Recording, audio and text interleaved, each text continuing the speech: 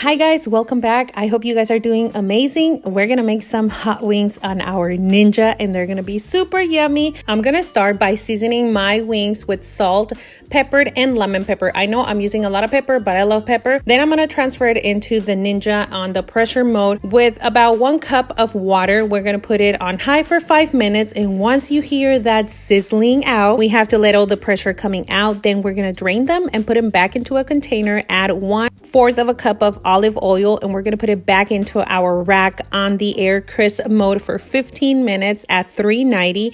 And 2 minutes before they're done, take them out so you can add your favorite hot sauce. I'm using the Red Devil. You can use whatever you prefer.